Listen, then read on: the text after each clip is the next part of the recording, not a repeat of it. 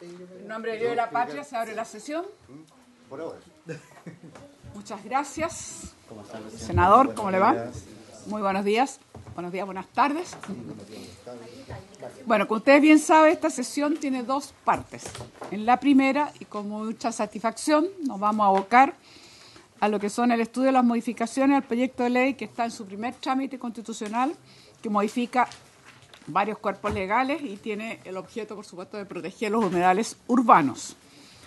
Al respecto, quiero señalar que ha habido un trabajo mancomunado, por llamarlo así, de los distintos asesores de los senadores, senadoras, y por lo tanto eso nos va a permitir avanzar, que es la idea que ojalá pudiésemos, si no terminar hoy día mismo, que sería ideal, a lo menos avanzar lo suficiente, y ese sería un buen propósito. Así que desde ya manifiesto mi intención y agradecer el trabajo que hicieron nuestros asesores, porque eso nos está permitiendo entonces darle una velocidad mayor, digamos, y lograr sobre todo consensuar los temas más importantes. Y lo segundo, recordar solamente que tenemos entonces después invitado al profesor Ezio Costa, y eso tiene que ver con un tema, como ustedes saben, también altamente necesario y que además ha significado la fusión de 6, entiendo, mociones que tienen que ver con delito ambiental y que hoy se hace más necesario quizás que nunca. Así que nos interesa mucho. Está pendiente también la invitación al profesor Jean-Pierre Matus, pero decidimos dejarlo en otra oportunidad porque sabíamos que ahora no iba a haber espacio. Así que dicho todo eso, procedemos entonces a trabajar nuestras indicaciones. Secretaria. No sé si hay cuenta. No hay cuenta, Presidenta. Ya, perfecto.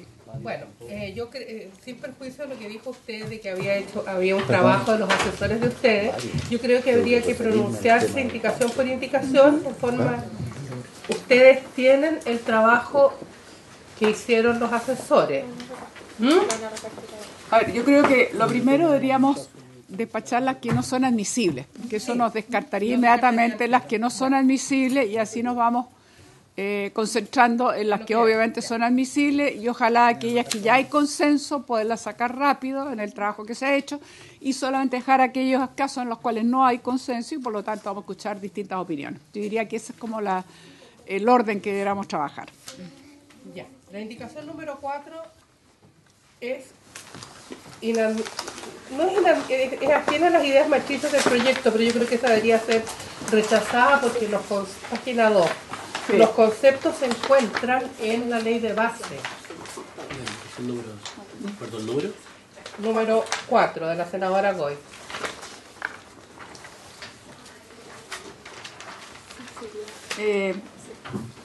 Sí, agrega más definiciones que están más bien cercanas a lo que está en el proyecto de ley del Servicio de Biodiversidad y Áreas Protegidas, ¿no?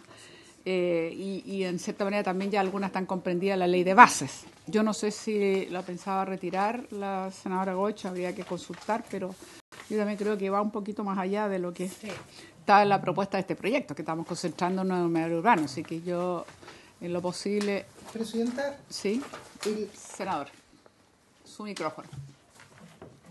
Tiene que apagar. Gracias, Presidenta. Conversamos con Carolina minutos antes de ingresar a la sesión. Ella se excusó y con su asesor, no sé si está acá presente. Ella lo que quería era consignar, ella también ha trabajado en la Reserva Natural Urbana. Señalamos que hay un proyecto aparte, hay una iniciativa que ella presentó que debiera ser también un consenso mientras trabajamos la ley de biodiversidad, el proyecto madre que está en Hacienda ahora, poder tratar posteriormente esa ley en particular. Entonces, esas definiciones más bien van a ir en ese proceso. Entonces, más que rechazarlo o no, entender esa lógica que van a ir incorporado en el otro proyecto de Reserva Natural Urbana que Carolina había presentado. Bien, el tema es que uno tiene que declararla o inadmisible o la retira la autora o se rechaza. Entonces yo no quisiera efectivamente tener que caer en la categoría de rechazo porque sería ideal, pero si llegase a ser el caso, si no la ha retirado formalmente hasta ahora, que quede constancia para la historia de la ley de que nosotros entendemos que el rechazo no es porque no estemos de acuerdo, es porque no es de la idea sino que matriz, es porque no es del tema exactamente de acá, y que esto quedaría eventualmente integrado cuando se vea más adelante si es que se hace una nueva categoría, digamos. ¿De acuerdo? Entonces, por ahora quedan esas condiciones. Muy bien. Luego es inadmisible la indicación número 5, que está en la página 3 del senador Durana, por cuanto introduce el artículo 2 que le otorga atribuciones a la Sí, Cámara. no, eso se tiene que rechazar. Ujú. De acuerdo. Rechazado. También es inadmisible la indicación número 6 del senador Puig, porque otorga facultades al Ministerio del Medio Ambiente. Son lo mismo, son los mismos términos. Después es inadmisible. 7 igual. ¿Cuál es la 7? Perdón. Se va voy, página 4. Es que también escapa, va más allá de la zona de los humedales, ese es el tema. Sí. También la número 7. Después También, entonces, no. después la 11 también es ajena a las ideas marxistas del proyecto del senador Girardi, porque esta ley regula, o sea, pero él establece, esta indicación establece prohibiciones.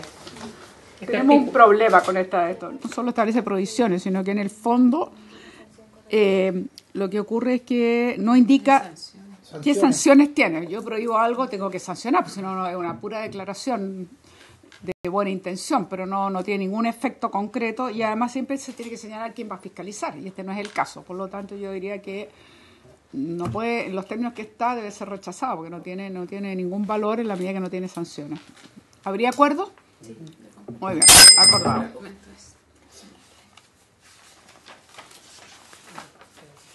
Después, la otra inadmisible también es la 17 del senador Durán. ¿Página? Página 11. Sí, en los mismos términos, entiendo, ¿no?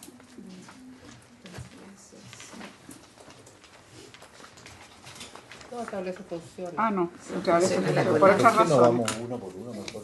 Es que estamos viendo la inadmisible. No, Y después vamos partimos por la inadmisible para facilitarnos. Retiro lo dicho. Muy bien. en el acto. Ahora vendría la del 18. La 18. 18 incorpora ramificación. Pero en el fondo no está dando nuevas funciones. Es ajena a las ideas machistas de esta manera, pero no es inadmisible. Presidenta, yo pediría que la dejáramos para discusión, porque al incorporar nosotros la Ley General de Urbanismo, la indicación hace una referencia o complementa. Yo creo que podríamos precisarla o modificarla, pero la idea va en la idea matriz, porque yo creo que es aporta a la idea general. Entonces dejémoslo para discusión, votarla, enmendarla. Me parece.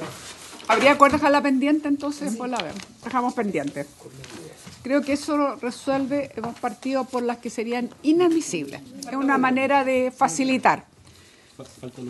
¿Cuál faltaría? La 19 de la página 13 de la senadora Boyd, que también establece funciones.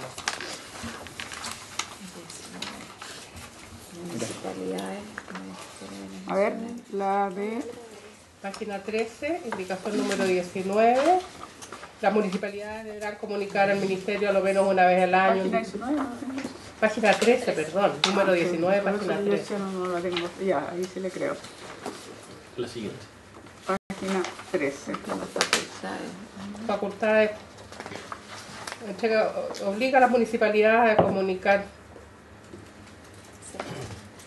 O sea, el espíritu está súper bueno, lo que yo no sé si eso es admisible, me da la impresión que no. No es admisible. No es admisible, lástima. Ok, de acuerdo. ¿Y la siguiente cuál es? La indicación es 20 y 21. 20 y 21. La 20 porque realmente está modificando el sistema, la ley del SNAP, que Sí. no tiene nada que ver con esto. Y la 21, que es de la 21 que está en la página... aquí en la página. En la página 27, también, que es de los senadores de Urresti, Allende y Proe, también modifica, bueno, en mi opinión, en mi opinión, también está alterando un sistema que es la ley de áreas silvestres protegidas, que no es materia de este proyecto de ley. En mi opinión sería ajena a las ideas matrices del proyecto.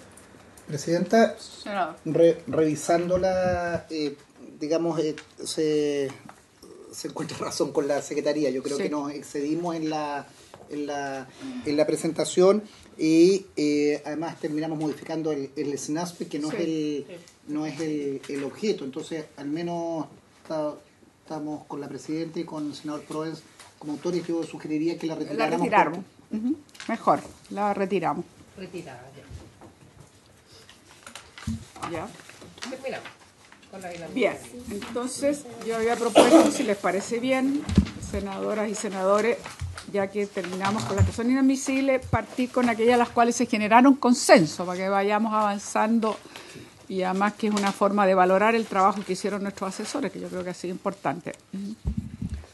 ¿Por dónde partimos entonces? Respecto al artículo 1, podemos la indicación 3, la indicación... A ver, en el artículo 1 tenemos la indicación 3 y ¿cuál otra más? Y solamente es aprobar con modificaciones, y también la número 2 de Girardi, que estaría subsumida en virtud de la aprobación. Artículo 1, entonces la número 3. Las leo fuerte. Sí, por supuesto, leo leo. las indicaciones para que después... Lea la indicación. Ya. La indicación número 1 de la senadora Goy señala lo siguiente. Artículo 1, objeto. La presente ley tiene por objeto regular la protección, conservación y preservación de áreas representativas de la diversidad biológica de una zona o de un lugar del país, en especial de humedales, que se encuentren dentro de los límites urbanos o en sectores periurbanos. Al parecer, pienso que una parte de esta indicación se encuentra recogida en el artículo que han consensuado los senadores, o sea, podría ser aprobado como modificación. Pero podríamos leerlo tal vez, Presidenta, que usted dé lectura al texto propuesto que recoge las indicaciones y la idea matriz, y vamos ratificándolo o modificando eso. A ver, entiendo que esta es una de las propuestas de redacción consensuada que iría así, para conocimiento de todos y todas. Que iría así. Artículo 1, ámbito de aplicación. La presente ley será aplicable a todas aquellas extensiones de marismas, pantanos y turberas o superficies cubiertas de aguas, sean estas de régimen natural o artificial, permanentes o temporales, estancadas o corrientes, dulces, salobres o saladas, incluidas las extensiones de agua marina cuya profundidad en marea no exceda los 6 metros y que se encuentren dentro del radio urbano o periurbano de la comuna. Esa es como una definición bien global, muy importante, que marca un poco, o enmarca, digamos, la discusión. Ese es el sentido, porque sería el ámbito de aplicación. ¿Algún comentario, senador Sandoval? Sí, no, solamente por un tema de... Apagar. No, aquí esa. Sí. El tuyo, Alfonso.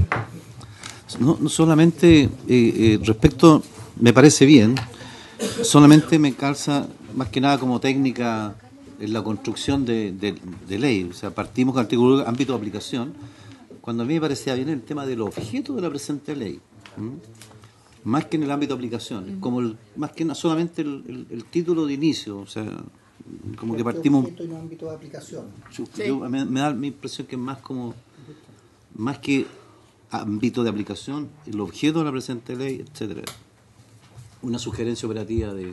Sí, es bastante razonable, eso podría ser un aporte, sería bueno. Ahora, yo entiendo que si estamos de acuerdo en esto, que me parece bien lo que está planteando, nos genera acuerdo. ¿Habría acuerdo? Si lo ponemos, senador Durresti. Presidenta, solo adhiriendo a la propuesta del senador Sandoval, solo me preocupa que también, para que lo precisemos y pudiéramos abrir la discusión, el objeto está presente, está claro cuando decimos nosotros, y que se encuentren dentro del radio urbano o periurbano de la comuna. me preocupa cuando es colindante con otra comuna.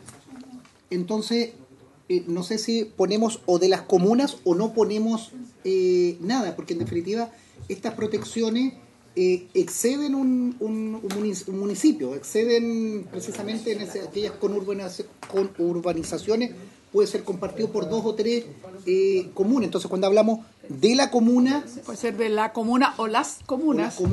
o no colocar el... o no Es restringir. importante colocarlo, puede ser las comunas o las comunas, entendiendo que puede haber, como dice usted, Ya, obviamente, una extensión Sí, que abarca 2 comunas. de la o las comunas. O las comunas adyacentes, se puede poner, que se entienda la idea, porque las comunas puede ser por todo el país, pero O de la comuna o la comuna adyacente. O la claro. Presidenta, Sí, senador. A mí me da la impresión de que la expresión más genérica es como más, engloba más el concepto general. Y cuando uno se refiere a comuna, a lo mejor, con el afán a lo mejor de especificarlo, terminamos por amarrarnos en una situación, porque creo que la definición de radio urbano, periurbano, es un poquito más amplia, más englobadora y define quizás con más precisión, Sí, es la para comuna. agregarle además comuna, Sí. como que ¿Mm? Sí, entonces era urbano o periurbano. Sí, Hasta ahí. sí. Perfecto. ¿Les parece? Sí. Bien, senador. Sandoval, Buen aporte, le agradecemos. Es que fui alcalde, presidente, fui alcalde. ¿Qué hace? Sí, Ah, pucha. todo eso se aprueba la primera con modificación, la segunda se subsume y la tercera se aprueba con modificación. ¿Cómo? ¿Esta no se aprueba? Esta se aprueba pero en conjunto con la 3. O sea, sería un mix. Ambas, exactamente. Claro, a ver, en realidad, en la primera indicación, tanto el senador Goich como la tercera, que es la que estábamos hablando, quedan subsumidas en esta redacción más que hemos logrado consensuar. ¿Estamos de acuerdo? Pero, perdón, Presidenta. Sería objeto, la presente ley tiene por objeto proteger todas aquellas extensiones de marisma, es un mix. Sí. ¿Ah? Sí. Ya. Entonces es la 1 y la 3. Claro, juntan en el fondo las definiciones de la 1 y de la 3. Ya. ¿Ya? Ya. ¿Habría acuerdo entonces? Ok, gracias.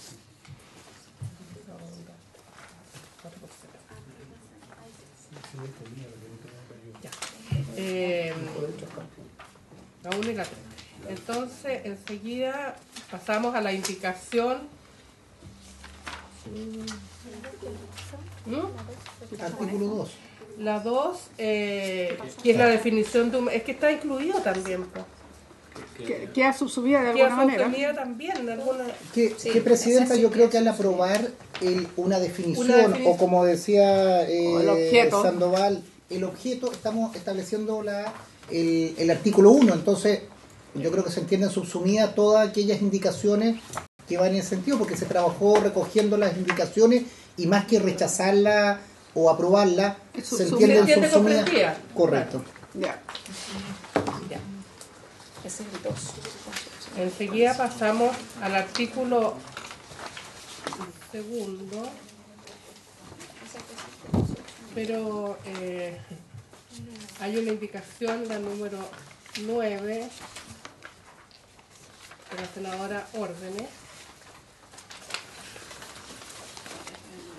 para agregar después del vocablo comuna el siguiente texto: en coordinación con otros órganos de la Administración del Estado, según lo previsto en el artículo 4, letra B del DFL1 del Ministerio del Interior, que fija el texto refundido, coordinado y sistematizado de la Ley 18.695, Orgánica Constitucional de Municipalidades. Senadora Órdenes, ¿quiere decir algo usted?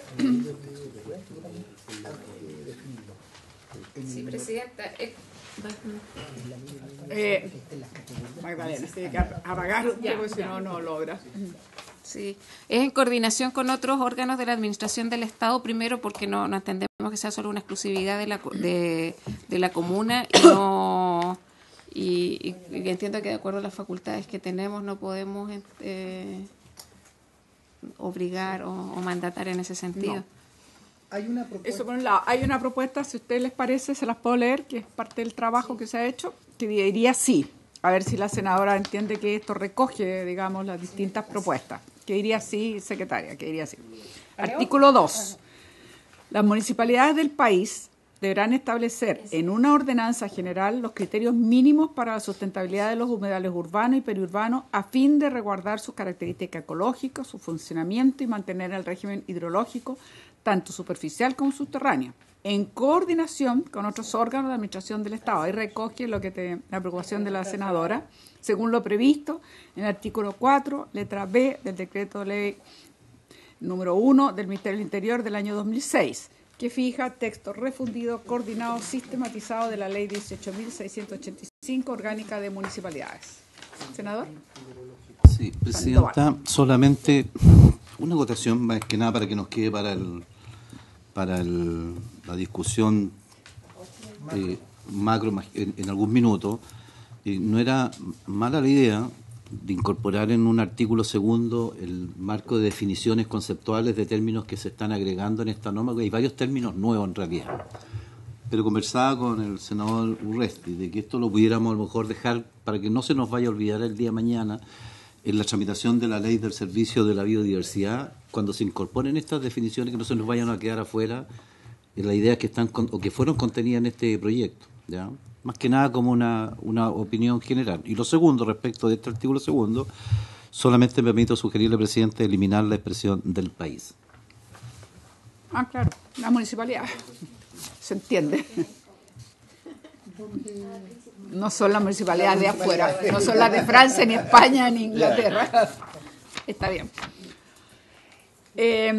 Bueno, está bien. Yo entiendo que en algún momento, cuando se termine de tramitar la ley de servicio de biodiversidad y áreas protegidas, ahí vamos a ver, porque tampoco es la idea seguir incorporando más y más y más categorías. Ahí nos costó bastante tiempo llegar a las definiciones que llegamos y que contiene el proyecto, que fue un tema largamente debatido, porque obviamente requiere su complejidad, con un principio muy importante que era la no regresión, etcétera, etcétera, etcétera, que cautelara, digamos, la protección de las áreas, en fin. Entonces, teniendo en cuenta, en consideración lo que dice el senador Sandoval, pero habría acuerdo quitándole del país el artículo 2, dejarlo como está redactado acá. ¿Habría acuerdo? Bien, acordado. Son las indicaciones 8 y 9. Entonces, eso incorpora, se aprueban en la medida que quedan incluidas. Uh-huh.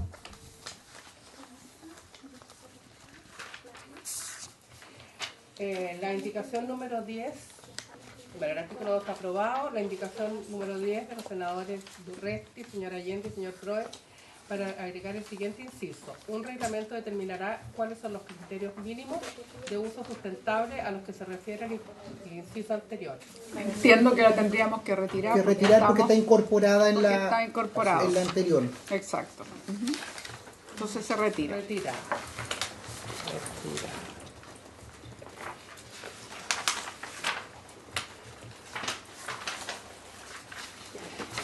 Pues vamos a la indicación 12 para reemplazar en la ley de bases, para sustituir la letra Q por la siguiente. Es de los senadores de Urresti, señor Allende y señor Flores. Reemplaza la letra Q por la siguiente. Aplicación más, esto para que sea sometido al sistema de evaluación de impacto ambiental. Letra Q, aplicación masiva de productos químicos en áreas urbanas o zonas rurales próximas a centros poblados, humedales o a cursos o masas de agua que puedan ser afectadas. Incorpora la expresión humedales. A ver, entonces se agregaría la letra Q. Exacto. Sí, aplicación masiva de productos químicos en áreas urbanas o zonas rurales próximas a centros poblados, humedales o a cursos o a masas de agua que puedan ser afectadas.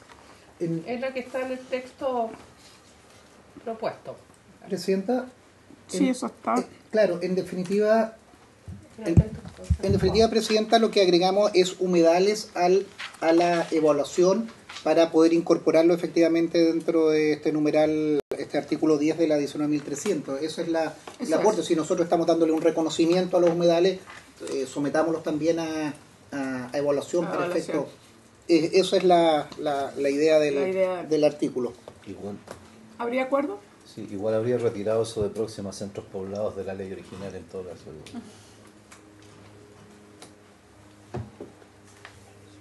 Claro, Ah, es que eso Eso ya está texto, vigente. eso ya viene. Sí, por eso no. Sí. David, ahí tal vez lo que cuando terminemos Perdón, ese pero la análisis, Secretaría le va a hacer un pequeño ajuste A ver. de manera... No, después, cuando hagamos el informe, de manera que solo quede intercálase, la expresión humedales, entre tanto, para que no se entienda que el artículo, que la letra entera fue modificada. Muy bien. ¿Habría acuerdo? Bien. se divide poblado y no tienen ningún instrumento de planificación, no se llama igual. Que da origen a que O no tienen ni siquiera límite urbano. Y está más construido que la propia centro de la ciudad. Ya, entramos a la indicación número 13. De una autoconstruido. Indicación número 13. De los honorables senadores señor Yurresti, señor Allende, señor Proes, para reemplazar la letra S por la siguiente. S. Ejecución de obras, programas o actividades que puedan significar una alteración física, química, a los componentes bióticos o a sus interacciones o a los flujos ecosistémicos de humedales que se encuentren dentro del perímetro de un radio urbano y periurbanos y que implique su destrucción, relleno, drenaje o secado. Y después contamos en virtud de que su informe, porque hay más indicaciones que versan sobre Sí. La leo la presidenta. Lo que pasa es que después se amplió para tratar de recoger otras indicaciones que venían y que pueden quedar completamente integradas o subsumidas, que sería lo siguiente, si me permite, secretaria. Entonces, es tal como usted ha dicho inicialmente, ejecución de obras o actividades que puedan significar una alteración física y o química a los componentes bióticos o a sus interacciones o a los flujos ecosistémicos de humedales que se encuentren dentro del perímetro de un radio urbano o periurbano y que implique su relleno, drenaje o secado, extracción de caudales, extracción de árido, alteración de la barra terminal, alteración de la vegetación azonal hídrica ripariana, extracción de cubierta vegetal de turberas, deterioro, menoscabo, transformación o invasión de la flora y fauna contenida dentro del humedal indistintamente de su superficie. Eso último es bastante importante porque desgraciadamente en la ley de base de alguna manera quedó amarrado al tema de la superficie, las evaluaciones, y eso obviamente es una ventana de escape para que en muchos casos pudieran no evaluarse o no medir los daños porque simplemente es una superficie, comillas, relativamente más reducida. Esto, si se aprobase así, implicaría recoger, ¿qué implicaría recoger las número 13, la 13 y cuál más? ¿Y la 14? Y la 15. ¿Habría acuerdo entonces recogiendo de esta manera la 13, 14 y 15? ¿Habría acuerdo? Espera, aprobado entonces. después viene la indicación número 16 de la senadora señora Órdenes para agregar un numeral nuevo al artículo 10 de la ley de base. Agrega la siguiente letra T. Ejecución de obras o actividades, esto no está comprendida. Ejecución de obras o actividades que puedan significar una alteración física de humedales, tales como de marismas, pantanos y o turberas que se encuentren fuera del radio urbano y que implique su destrucción, relleno, drenaje o secado. Ah, que ya estamos hablando ya fuera del radio. Fuera. Senadora.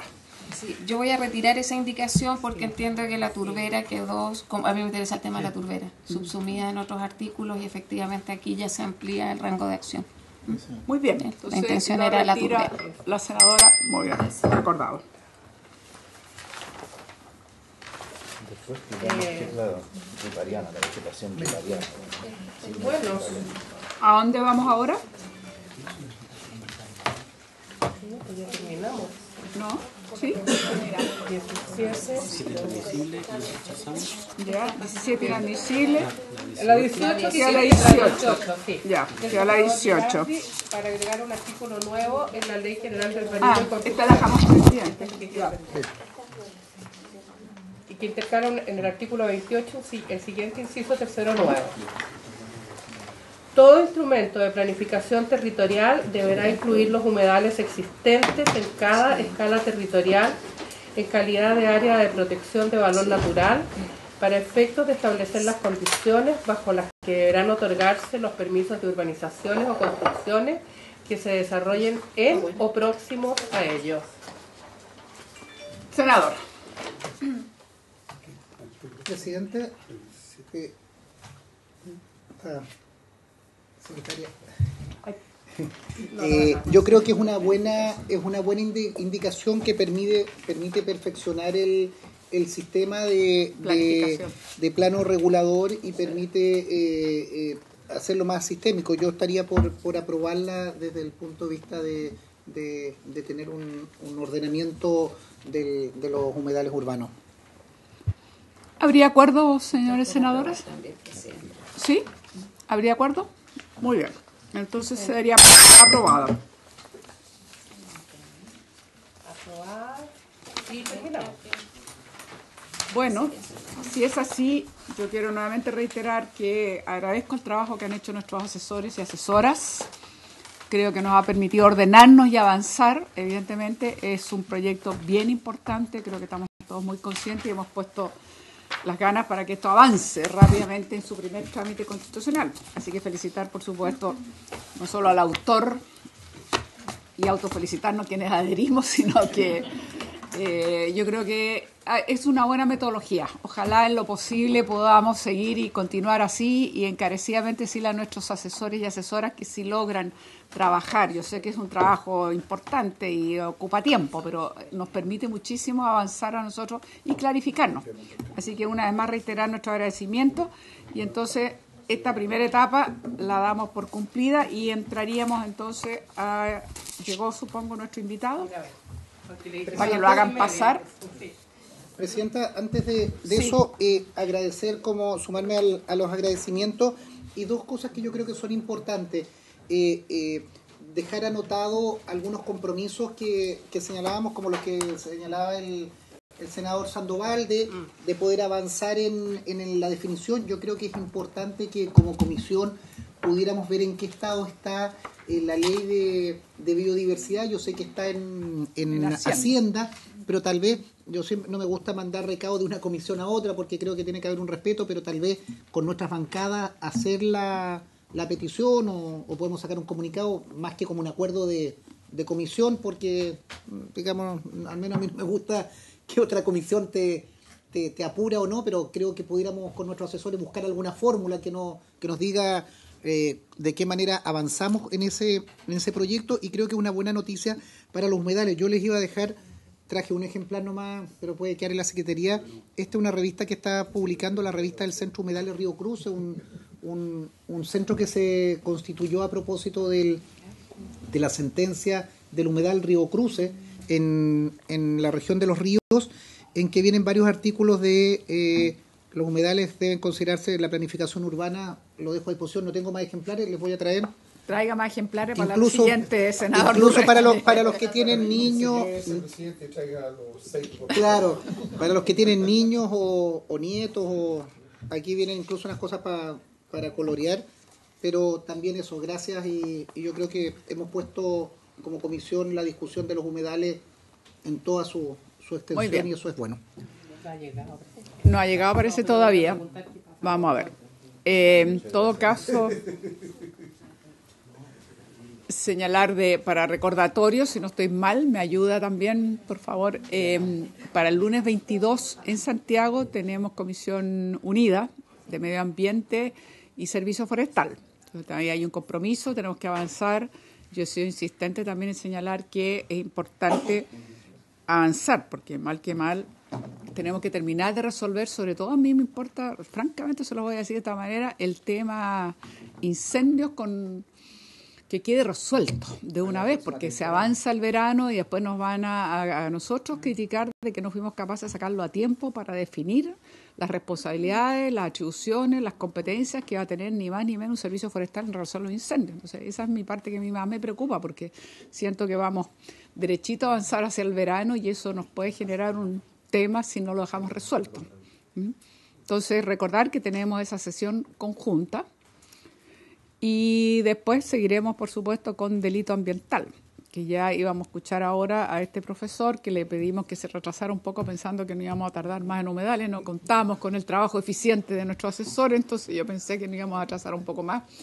Pero dicho eso, la verdad es que nos importa mucho. Viene estudiando, perfecto. Avanzar en delito ambiental. Aprovecho también de comentarles que yo tuve oportunidad de, me reuní con la encargada para América del Sur del Alto Comisionado de las Naciones Unidas en Derecho Ambiental, digamos, y que fue a Quintero y se reunió con algunas de las organizaciones.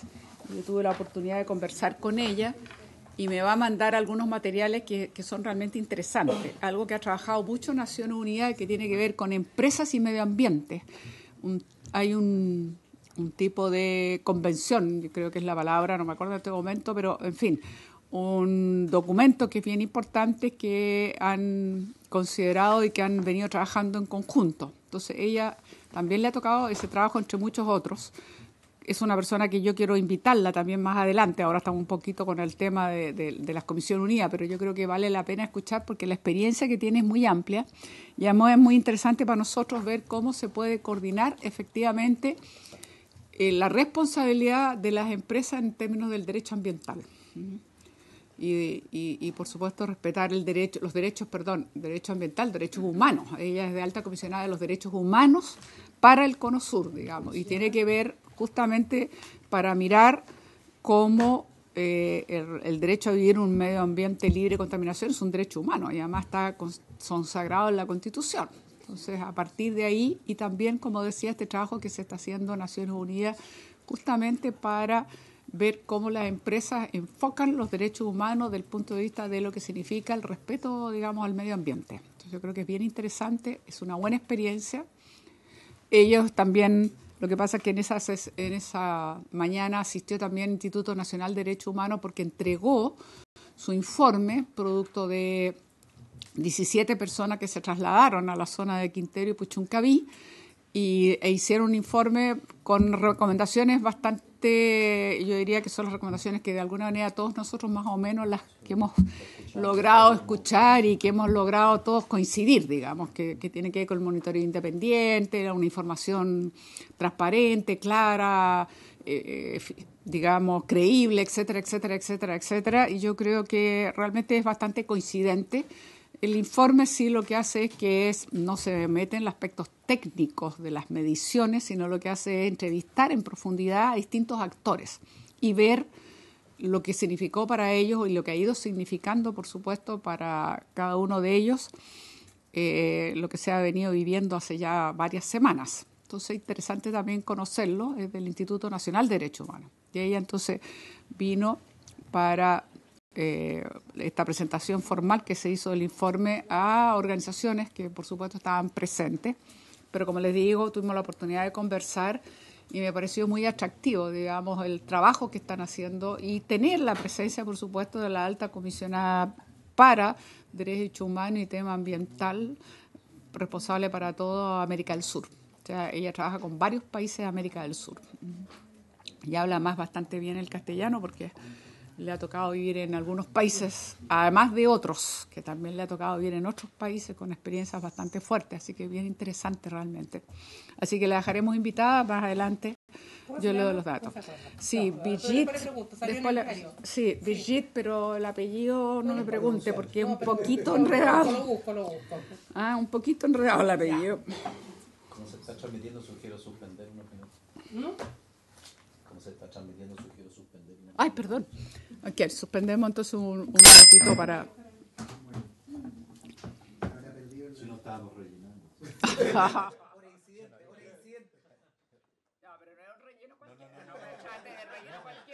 Después de usted teníamos que seguir rellenando.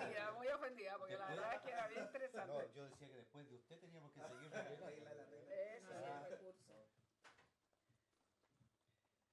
Se llama Brigitte Gestenberg, que no era tan complicado, Gestenberg. Y efectivamente es la representante entonces de la Oficina Regional para América del Sur de las Naciones Unidas en Alto Comisionado de Derechos Humanos. Y ha tenido experiencia en varios países. No estamos transmitiendo, así que le puedo decir que incluso la tarjeta está en braille, que es muy interesante. Poca gente hace eso, es buenísimo, digamos.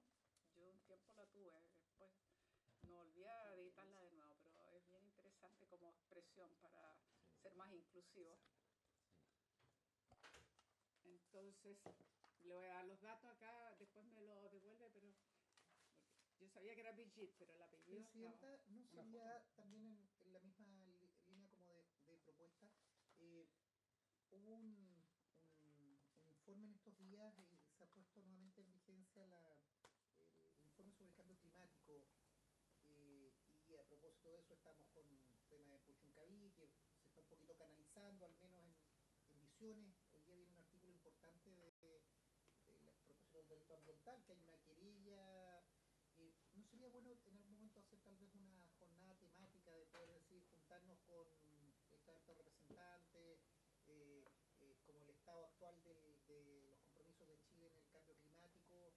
Porque muchas veces aquí en la comisión se agota un poquito la discusión, pero el cambio climático yo creo que podría hacerse una jornada para ver el estado del arte, en que estábamos, cómo avanzamos. El profesor Isopo.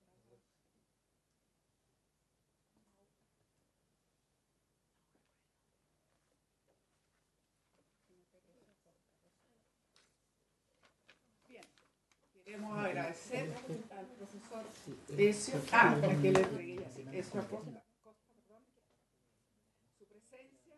Yo había señalado anteriormente que usted llegara, profesor, que nosotros por supuesto estamos muy interesados en avanzar en el tema de legislar sobre delito ambiental, y que al punto que tenemos 6 distintas mociones que ya se ha acordado por la sala fusionarlas para darle un tratamiento más efectivo. Eso es una tarjeta mía que le estoy pasando, pero esto es otra cosa.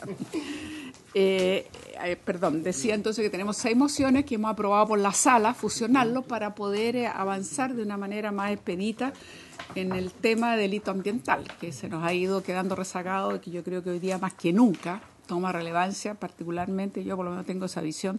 Hace más de 5 años que yo presenté una moción, y si hubiésemos tenido ya la legislación, yo estoy convencida que otra sería la conducta en algunos casos de algunas empresas que están presentes, por lo menos en la zona terrible, y además la zona de sacrificio, como el caso de Quintero Puchuncaví. Dicho todo eso, por supuesto le damos la bienvenida y asuma nomás la palabra, prenda su micrófono, para que esto está siendo más grabado, por supuesto. Muchas gracias, señora presidenta, honorables senadores y senadoras. Gracias por la invitación y gracias sobre todo por estar discutiendo nuevamente este tema. Yo entiendo que hay una dispersión en los proyectos y por eso es súper importante que en este minuto se estén tratando todos juntos, o la mayoría de ellos juntos, y se puedan unir para finalmente tener un estatuto de responsabilidad penal que cumpla con las funciones que se espera que éste cumpla. En ese sentido, lo primero que de lo que quiero hablar es que para mirar el Estatuto de Responsabilidad Penal, ambiental en este caso, debemos o debiéramos hacerlo mirando también los estatutos que ya existen y las falencias que tienen el Estatuto de Responsabilidad Civil Ambiental y el de Responsabilidad Administrativa Ambiental. Obviamente para regular la responsabilidad ambiental se producen complejidades que son propias de esta materia, que no están en otras materias. La primera es que el medio ambiente es un sistema complejo de interconexión entre distintos elementos, algunos que son percibibles por nosotros como humanos, otros que no, pero de los cuales depende nuestra vida. Eso es una condición con la que tenemos que lidiar cuando estamos regulando cuestiones ambientales. Lo segundo es que el medio ambiente es un bien colectivo, eso lo hace también más complejo de tratar. Al derecho le ha costado mucho tratar las cuestiones ambientales a propósito de que sea un bien colectivo. Y en tercer lugar, porque inevitablemente nuestro desarrollo económico, nuestro trabajo, nuestro desarrollo personal, vamos a estar afectando al medio ambiente de alguna manera. Más intensivamente, menos intensivamente, más sustentablemente, menos sustentablemente, pero esa afectación va a existir. Entonces, cuando lidiamos con problemas ambientales, tenemos que lidiar también con la idea de que algún tipo de impacto, algún tipo de daño vamos a provocar, y entonces lo que estamos en realidad haciendo es trazando las líneas de cuáles son los daños o impactos que son aceptables y cuáles son los daños o impactos que no son aceptables. Esto va a ser súper importante, esto es súper importante hoy en día en la configuración, por ejemplo, del daño ambiental civil, donde el daño ambiental civil se considera daño cuando es significativo, y el concepto de significativo ha significado una complejidad adicional para los tribunales ambientales, como vamos a ver más adelante. Entonces, el estatuto de responsabilidad, los estatutos de responsabilidad que estamos definiendo van a tener ciertas complejidades especiales a propósito de estas características que tiene el medio ambiente. Y esas complejidades especiales van a estar dadas principalmente porque hay un problema siempre en las cuestiones ambientales para probar el daño y hay un problema siempre para probar la causalidad. De manera que, independiente de si el estatuto es civil, penal o administrativo, la prueba de daño siempre va a ser difícil y, por lo tanto, en este caso que estamos discutiendo en el estatuto penal, debiéramos tener súper en consideración que hay que facilitar esa prueba. Bueno, yo soy profesor de Derecho Ambiental, soy especializado en Derecho Ambiental, no en Derecho Penal, por lo tanto mi presentación es más vinculada desde los objetos de protección que desde la técnica penal, más desde cómo se puede proteger el medio ambiente y la salud de las personas. Pretendo entonces en esa línea reflexionar sobre cuáles son las dificultades que tenemos hoy en día con los estatutos existentes y cómo superar esas dificultades con una nueva norma de delitos ambientales. Y a propósito de eso, y para simplificar esta presentación y esta reflexión, me basé principalmente en los boletines 562412 y 936712, que no son idénticos, pero son similares entre sí. Los dos están basados, además, en un trabajo académico del profesor Matus y otros profesores y profesoras, que recogió ya la mayoría de las dificultades que tienen los delitos ambientales, y por lo tanto me pareció que en esta creación de un estatuto especial era interesante tratar de seguir su línea y su investigación, que además fue financiada por el Fondesit, así que fue financiada por todos los chilenos, por lo tanto tratemos de sacarle brillo a esa investigación. Muy bien hecha, por lo demás. En este sentido, entonces lo primero que tenemos es el estatuto de responsabilidad. Y el estatuto de responsabilidad, los estatutos de responsabilidad ya existentes son el civil y el administrativo. Queremos crear entonces este que es penal.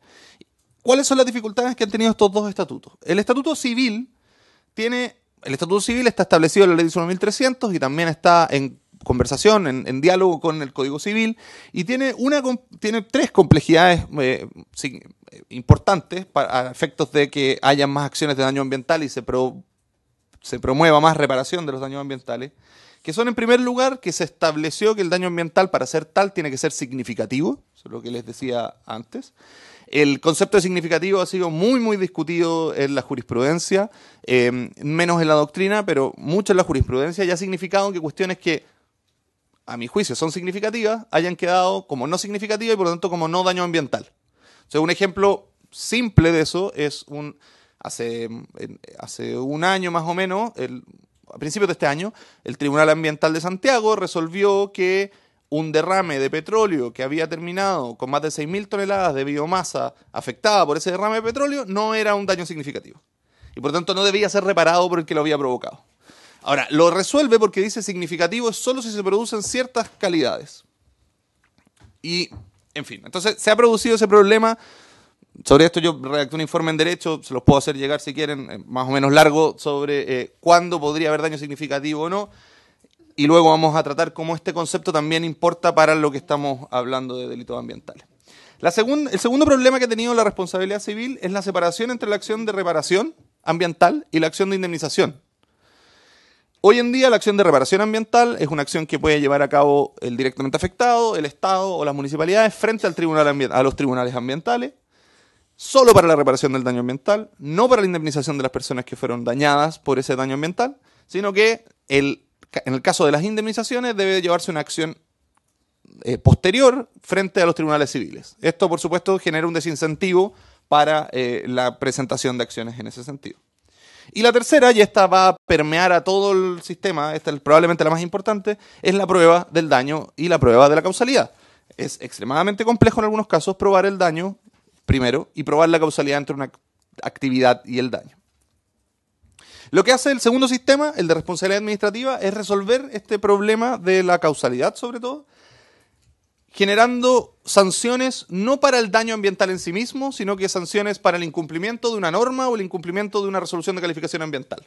Entonces, a la Superintendencia de Medio Ambiente, en este estatuto de responsabilidad administrativa, ya no le interesa, o le interesa menos, si es que existe un daño, el daño lo ocupa como contexto o como agravante, pero lo que le importa es que se incumplió un permiso. Y está todo el sistema de administrativo creado en base a esa lógica, y por lo tanto la superintendencia sanciona incumplimientos de resoluciones de calificación ambiental, planes de prevención y descontaminación, normas de emisión, normas de calidad, fundamentalmente. Entonces, además de los problemas que tiene la superintendencia en términos de recursos, en términos de oportunidad de la sanción, en términos de eficiencia para el cumplimiento de sus obligaciones, se encuentra con ese problema que tiene que ver con no poder sancionar el daño en sí mismo, sino que tener que buscar un incumplimiento, que es lo que hemos visto claramente en el caso de Quintero y Puchuncaví.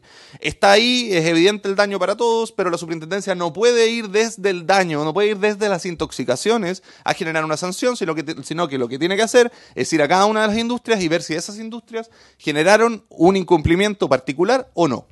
Y si leen, por ejemplo, el levantamiento de cargos que se le hizo en AP, hay toda una cuestión contextual respecto de la crisis y las intoxicaciones en Quintero y Puchuncaví, pero termina levantándose cargos solamente porque ENAP no cumplió con una de las normas de la resolución de calificación ambiental y por lo tanto un procedimiento de limpieza de los estanques no lo siguió. Y eso podría, dice la superintendencia, podría ser que hubiera tenido algo que ver con la intoxicación. La superintendencia básicamente no tiene las potestades para eso.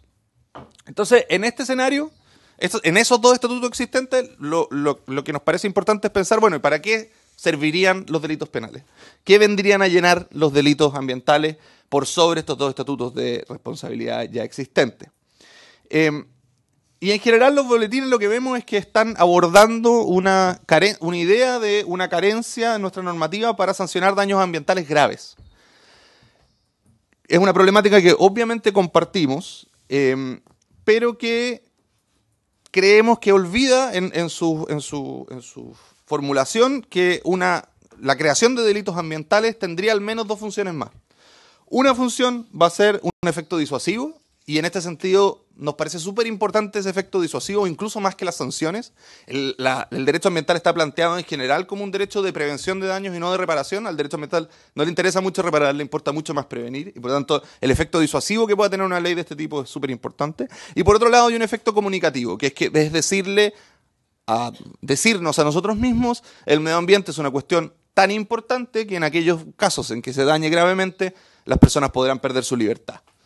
Y ese efecto comunicativo también es sumamente importante para efectos de otras regulaciones y otras maneras en que se aborde los problemas ambientales.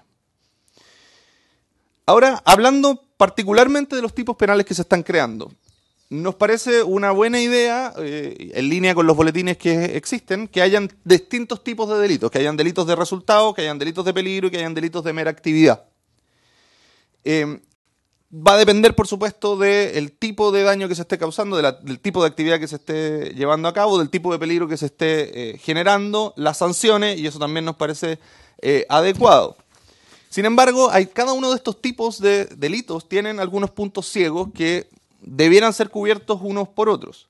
En el caso de los delitos de resultado, por ejemplo, se hace muy difícil a veces probar cuestiones como la grave contaminación y la causalidad, de nuevo, entre una grave contaminación y una determinada actividad. En el caso de los delitos de peligro, en los boletines no está establecido efectivamente una cantidad importante de delitos de peligro. Hay establecido un delito de peligro particularmente en los boletines que estamos comentando, que es el delito de producción, transporte y almacenamiento no autorizado de sustancias contaminantes o peligrosas. Creemos que debiera ser incorporada otra figura de delito de peligro, como veremos más adelante. Y en el caso de los delitos de mera actividad, los que están sancionados son para proteger al sistema de evaluación de impacto ambiental, y ahí sí nos parece que hay un avance significativo, sobre todo a propósito de las graves falencias de información que tiene el sistema de evaluación de impacto ambiental en muchos casos, y que a veces son casos culposos o dolosos. Sobre el concepto de daño grave, aquí tenemos una primera observación que nos parece importante de la mayoría de los boletines. Se establece que va a haber un tipo penal solo cuando hayan daños graves al medio ambiente, pero no se incorpora una noción de cuándo el daño es grave o cuándo no es grave. Y esto nos deja en un vacío normativo similar al que comentaba previamente sobre cuándo un daño es significativo o no es significativo. Es muy difícil para el juez establecer esa gravedad o esa significancia. Además, existiendo ya en la normativa civil el concepto de significativo, si se crea en la normativa penal el concepto de grave, deberíamos entender que grave es más que significativo.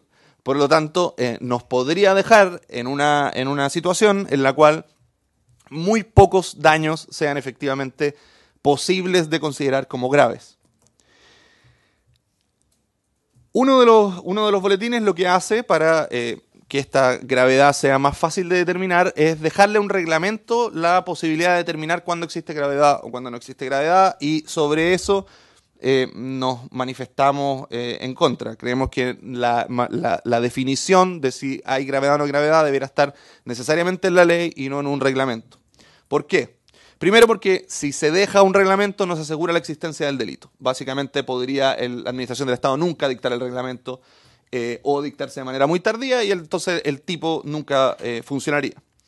Segundo lugar, porque los reglamentos pueden tener estándares que hagan inútiles la norma, que sean estándares demasiado ambiciosos o al revés, demasiado laxos de el daño grave, y que por lo tanto nunca se produzca este delito. Y lo tercero es que en la historia reciente de nuestra normativa ambiental, y esto lo saben muy bien honorables senadores y senadoras, el Ministerio de Medio Ambiente ha fallado en tener a tiempo las normas que se le solicitan en las leyes. Entonces no tenemos normas de calidad, no tenemos normas de emisión, tenemos planes de prevención y descontaminación que llegan muy tardíamente, y por lo tanto pretender que ahora se dictase esto nos parece poco probable. En ese sentido, lo que estamos proponiendo es que se den algunas conceptualizaciones de lo que se considerará grave. Y establecimos algunas tipologías que nos parecen que podrían llenar ese vacío. Primero, que, digamos, debieran considerarse como daños graves al medio ambiente aquellos que impidan el funcionamiento adecuado del ecosistema de manera irrecuperable, cuya recuperación sea de más de 10 años. En segundo lugar, los que hayan importado la muerte de uno o más individuos de especies catalogadas en peligro de extinción. En tercer lugar, los que hayan importado muerte o afectación grave de salud de una o más personas.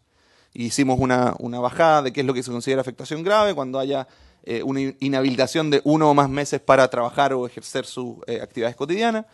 Los que importen la pérdida de servicios ecosistémicos para las generaciones futuras o actuales no recuperables en 10 o más años.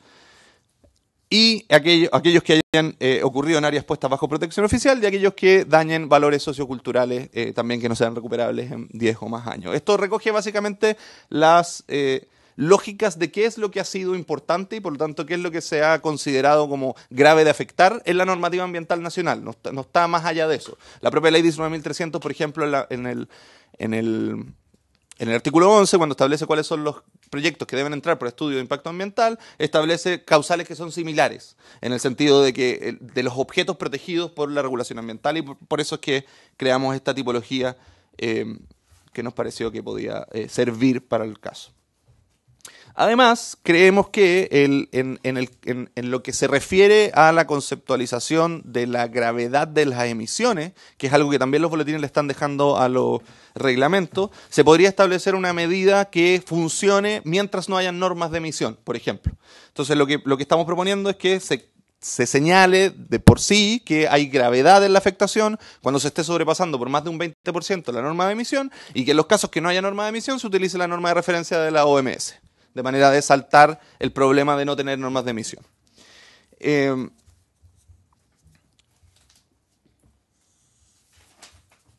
Enseguida, sobre la prueba y la necesidad de un delito de peligro.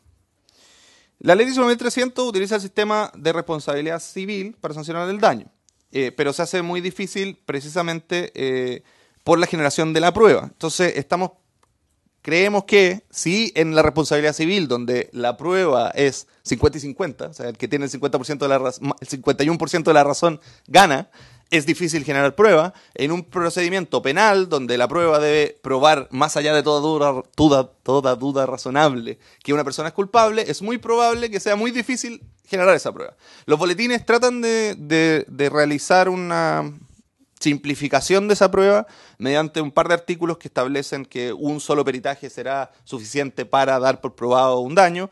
Es un buen esfuerzo, creemos nosotros, pero en los casos de la vida real del daño ambiental, lo que probablemente suceda es que haya un peritaje que pruebe el daño y 25 peritajes que lo descarten a propósito de la capacidad que tienen quienes provocan el daño ambiental de contratar esos peritajes.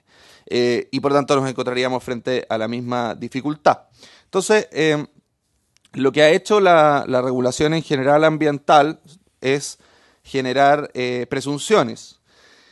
Y estas presunciones se hacen muy necesarias en este caso. Hay algunas en los artículos 10 y 11 del boletín 9367-12, pero creemos que son insuficientes. Por lo tanto, creemos que debe crearse un tipo de responsabilidad estricta, que sea un tipo de responsabilidad estricta por un delito de peligro. Entonces, así como dijimos antes que cuando se produzca más de un 20% de la norma de emisión, podríamos decir que hay afectación grave, creemos que para el delito en sí mismo, este delito como de peligro, podría ser otro número, como por ejemplo 50%, entonces si se emite más del 50% sobre la norma de emisión, eso constituye en sí mismo un delito independiente de los efectos que eso tenga sobre el medio ambiente, entendiendo que las normas de emisión van a estar creadas para precisamente evitar esas normas. Y la misma lógica anterior, si no hay norma, debiera ocuparse la norma de referencia de la OMS. En ese sentido, también creemos que es importante incorporar un tipo que hable de la colaboración en la producción del daño ambiental y no solo de la producción por sí mismo de daño ambiental. Porque mucho del daño ambiental que se produce y mucho del daño a la salud que se produce no está o no es posible vincular solamente a un agente que lo causa, sino que muchas veces van a ser varios agentes que actuando de manera descoordinada van a provocar el daño ambiental, ya sea por los efectos sinérgicos entre sus contaminantes, ya sea por los efectos acumulativos entre sus contaminantes, van a provocar este daño. Y en esos casos, lo que sucedería con los tipos que están hoy en día en los boletines es que todas esas personas que han provocado el daño ambiental entre ellas no serían culpables, ninguna de ellas sería culpable. Cuando creemos que en esos casos debieran ser todos culpables en alguna medida y por lo tanto debiera existir un tipo penal que incorporara al verbo rector colaborar o contribuir.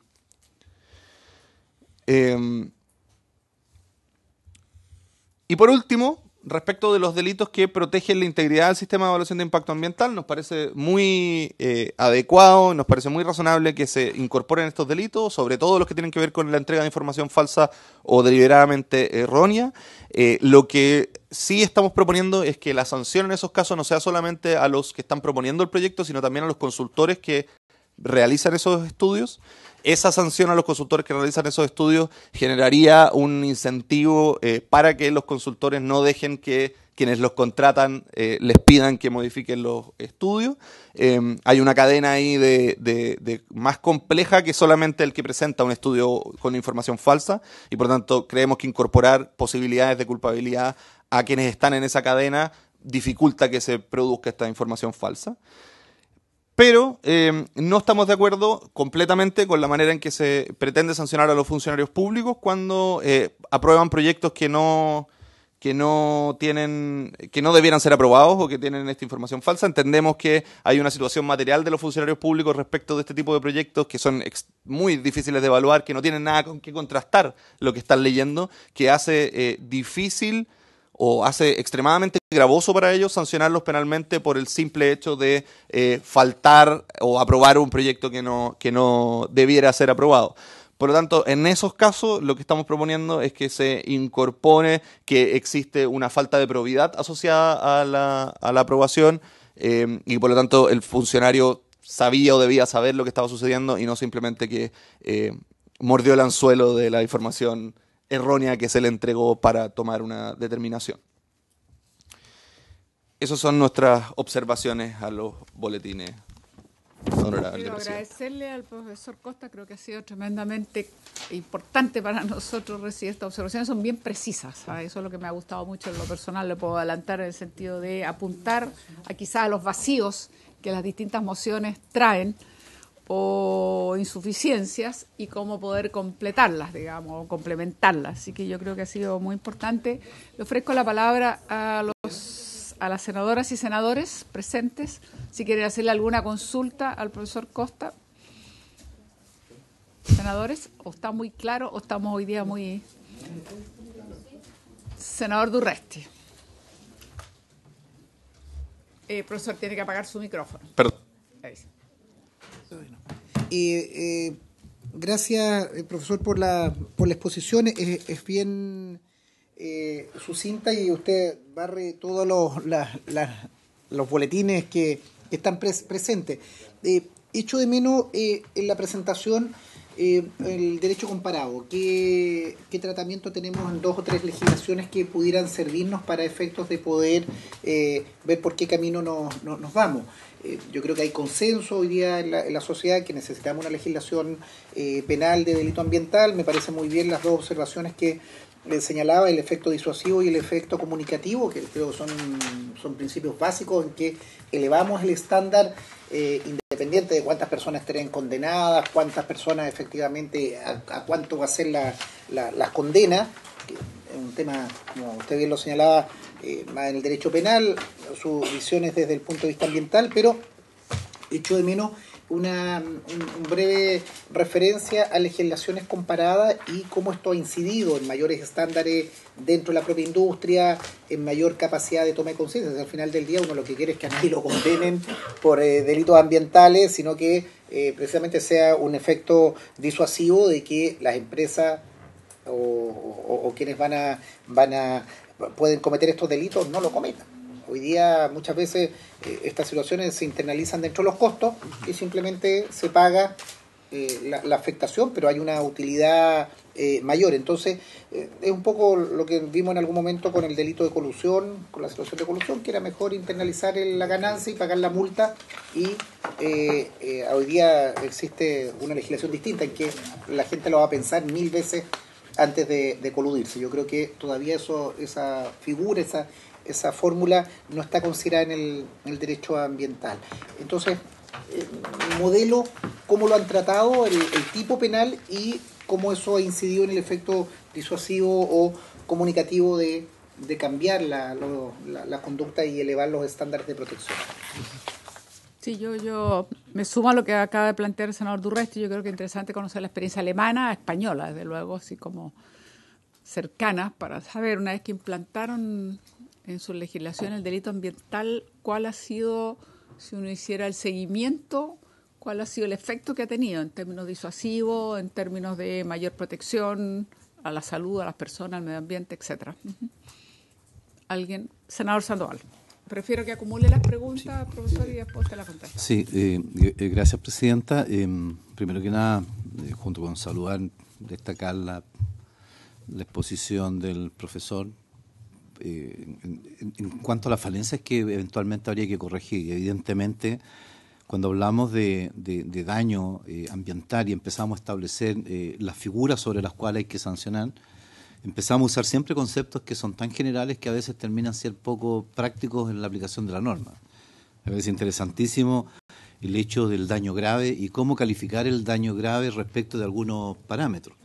Y más aún cuando, aún sabiendo que en nuestro país todavía no tenemos muchas regulaciones en materia de normas de emisión y otras tantas más, sí hay parámetros definidos, ¿verdad?, por organismos internacionales, que yo creo que es un buen precedente ante la ausencia de una regulación propia nacional, con norma nacional, recurrir a estas instancias internacionales. Yo creo que por eso va bien y me parece interesante la necesidad de incorporar estas conceptualizaciones. Y usted hace un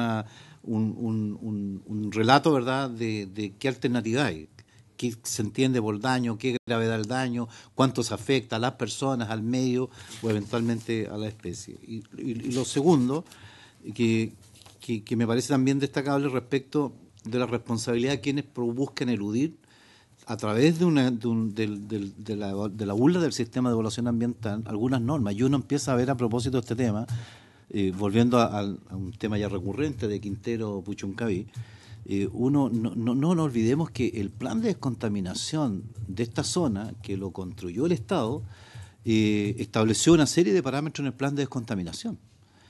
Y curiosamente, la propia Contraloría establece que este plan, que creó el sistema, no lograba el objetivo para el cual estaba diseñado.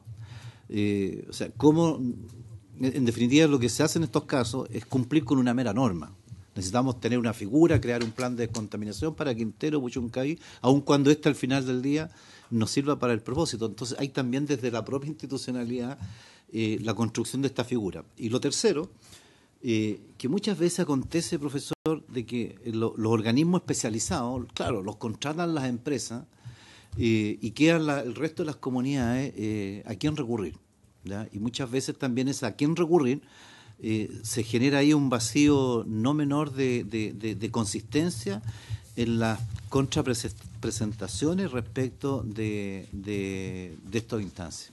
Hay como varias debilidades, en definitiva, sobre este particular. Y me parece bien las propuestas respecto de cómo establecer algunas conceptualizaciones precisas para calificar el delito ambiental. Gracias, presidente. Bien. Senadora Órdenes. Muchas gracias, presidente. Saludar al profesor Costa y recojo, yo diría que gran parte de las observaciones que usted nos hace y algunas, quizás compartir algunas ideas también, porque creo que el tema conceptual yo diría que es de lo más significativo, partiendo por cuáles son los daños significativos, o sea, qué es lo significativo, cuáles son los daños. Y usted también señala, esboza una suerte de indicadores, o sea, cuando hay muerte de especies en extinción, pérdidas humanas, pérdida de algunos sistemas ecosistémicos importantes, en fin, o algún daño que ocurra en un área de protección desde el punto de vista medioambiental que sea relevante. Entonces, usted señala dos cosas. Primero, la figura del reglamento no hace mucho sentido, sino que queda en la ley. Y evidentemente creo que hay uno de los desafíos que tenemos es tener claridad respecto a los indicadores, donde se esbozan algunos ahí. O sea, no solo qué es un impacto significativo o qué es un daño, sino también eso. Y el tema de los peritajes, eso es más complejo desde el punto de vista legal, porque las empresas o titulares de empresas, lo hemos visto, tienen una gama muy amplia de consultores, algunos la financian ellos mismos, al alero de la empresa, y en general el garante de la ciudadanía son los servicios y ministerios, el aparato público, que yo diría que un buen ejemplo ahí fue Hidroicén. O sea, efectivamente tenía, como titular, tenía grandes centros de conocimiento, universidades, en fin, y los ministerios estuvieron muy estresados para poder generar información que pueda ser cotejada. Entonces, esto es solo una reflexión, pero no sé si podría dar alguna luz respecto a cómo se puede abordar el tema peritaje en esta lógica de una nueva ley de delito ambiental. Muchas gracias. Bien, muchas gracias, senador Proens. Gracias, presidenta. También saludar al profesor. Usted hablaba recién sobre que solamente son los delitos graves. Y esto me hace recordar un ejemplo así medio burdo, pero que tiene que ver cuando un avión se cae, impacta mucho porque es mucha gente. Sin embargo, en el día a día en la calle muere más gente que arriba del avión. Entonces, yo creo que los delitos ambientales no deben catalogarse por si la empresa es grave, mediana o chica. Es toda aquella que impacta sobre la salud de la gente y el medio ambiente. Porque de lo contrario, estamos igual enfocados todos hacia un solo punto, que determinar lo que es grave. Pero hemos visto muchas veces que el ser humano, botando una botella de plástico por día, crea mucho más daño de lo que puede crear una industria en el océano. Entonces yo creo que hay que también darle una mirada distinta y no solamente enfocarnos cuando son cosas demasiado grandes, sino que cuando son cosas sistemáticas y que van en el día a día haciendo una acumulación que finalmente puede terminar siendo mucho más dañina que una que puede ser eventual durante un año o 2 veces en el año, las otras de todos los días. Y segundo, usted hablaba también de los funcionarios públicos. Yo creo que si bien es cierto, ellos tienen menos elementos para poder enfrentar a las consultoras o a las mismas mandantes, eso no quiere decir que el Estado no tenga que profesionalizar o mejorar la calidad de sus profesionales que defienda. Porque una vez que pasa la institucionalidad, quiere decir que el ser humano vuelve a quedar en una situación de indefensa y tiene que recurrir a los tribunales. Y lo que aquí se trata es que lo que pase se ejecute y no seguirlo entrabando en el día a día. Por lo tanto, yo creo que el Estado tiene una obligación ética y moral de mejorar a sus profesionales, la calidad de sus profesionales y que puedan estar de igual a igual con las empresas abordando este tema. Porque detrás de esto hay otra instancia, que el Servicio de Salud Ambiental, que es el que recomienda a la Comisión votar, ¿ya?, la comisión está limitada por ley porque no puede dar argumentos que no sean técnicos. Ellos no pueden votar por una votación política o porque yo soy o pienso de una manera. No puedo hacer eso. El mejor ejemplo, Dominga en La Serena, que lo retrotraen justamente porque hubieron votaciones que estaban fuera de lo técnico, que es lo que recomendaba el SEA. Y eso también hay que tenerlo presente en estas modificaciones para poder sancionar. Distinto es si la persona o la empresa miente para poder lograr un objetivo. Pero yo creo que el Estado no puede, o el funcionario público no puede tener la excusa que por no tener la herramienta aprueba algo que puede dañar el medio ambiente y la salud de la gente. Yo creo que ahí el Estado va a tener que analizar esto a través del ministerio que sea, Hacienda de partida para que entregue más recursos y poder contratar mayor cantidad de profesionales de mejor nivel y que esté a la altura de todas estas empresas o compañías que se dedican a asesorar a los grandes proyectos con la finalidad de poder aprobar y poder defender para que la población, la región y todo Chile, en este caso, tenga tranquilidad que quienes están haciendo el trabajo lo están haciendo pensando en ello. Gracias, presidente. Muchas gracias. Usted, ya dijimos nuestras preguntas, pero usted mencionó un informe, digamos, que se hizo sobre la palabra significativa. A mí me quedó igual y yo entendí que no estaba bien definida y eso es la base para demandas civiles. El tema es la diferenciación entre civiles y graves, o sea, entre significativo y graves, digamos. Ahí yo ahondaría un poco más porque entiendo que dio unos parámetros, que eso es lo interesante porque avanzó, no nos quedamos o en el reglamento o una cierta ambigüedad, que volvemos a caer en el problema de los significativos. Entonces, sería bueno igual que si pudiéramos avanzar un poco más. Y una segunda pregunta que lo aleja de esto, pero que me interesa saber igual si tiene una opinión un poco de las reformas que supuestamente se van a hacer al CIA.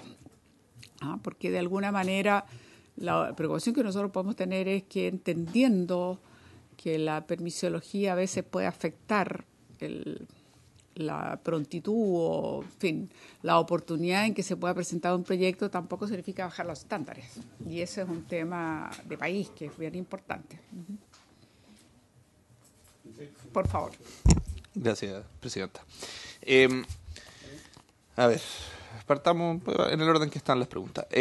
Sobre el derecho comparado, hicimos un barrido pero rápido, por lo tanto no tengo un detalle sobre todo de cómo ha funcionado, si es que ha disminuido la cantidad de daños ambientales o no la existencia de delitos penales, eso no lo tengo claro.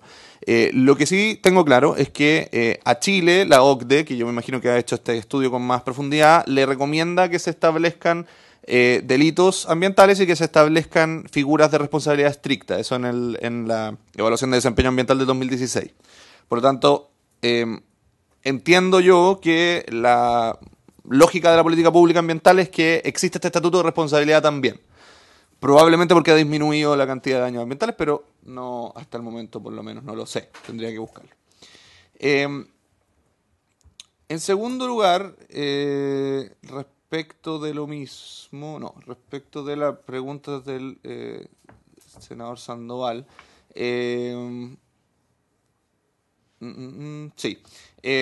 Efectivamente, usted decía que hay un problema sobre a quién recurrir cuando se producen estos daños ambientales. Y efectivamente esa sería una de las funciones que cumplirían estos delitos, incluso aunque se aprueben con dificultades probatorias.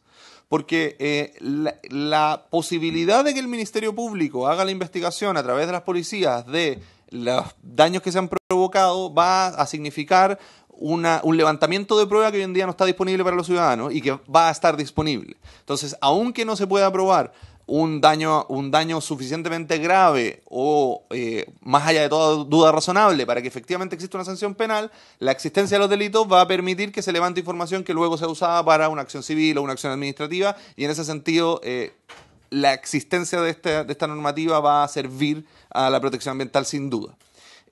Sobre el plan de prevención y descontaminación rechazado por la Contraloría, quiero hacer una mención específica porque ahí tenemos otro problema que también va a conversar con los delitos ambientales, en su caso, que es que el plan de prevención y descontaminación, los planes de prevención y descontaminación están solo vinculados a aquellos contaminantes que ya tienen una norma de calidad, que ya se probó que en el lugar hay zona saturada o zona latente, y entonces se crea el plan. Entonces, por ejemplo, en el caso de Quintero y Puchuncaví, hay el plan de prevención y descontaminación, que ahora empezó de nuevo el proceso para crearlo, es sobre material particulado 10, material particulado 2,5 y SO2, que no son todos los contaminantes que están dañando a la población.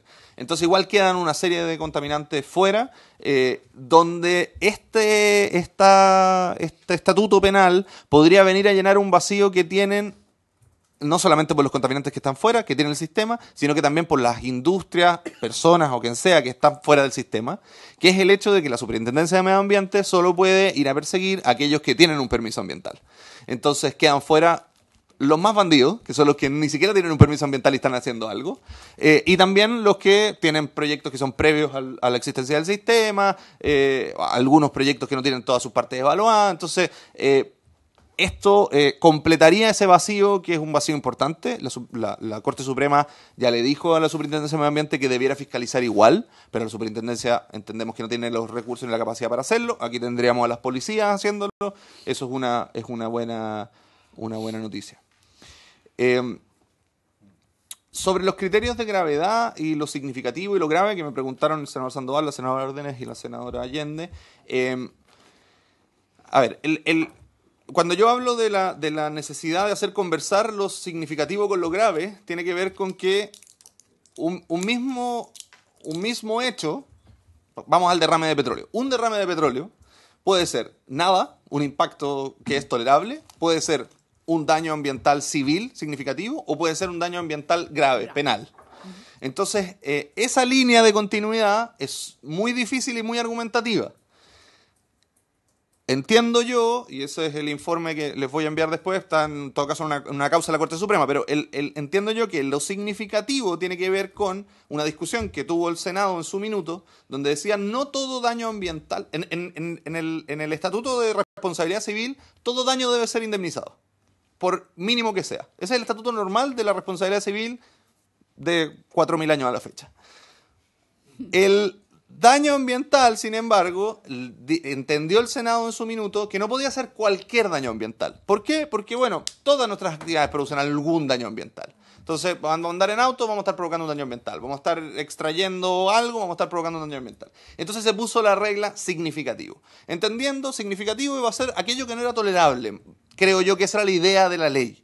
Pero la interpretación jurisprudencial posterior ha ido elevando el estándar de significativo hasta lugares donde en realidad significativo es lo mismo que grave. Y solo entonces habría daño civil cuando hay daño grave al medio ambiente. Que no era la idea de la ley, pero es lo que ha ido sucediendo.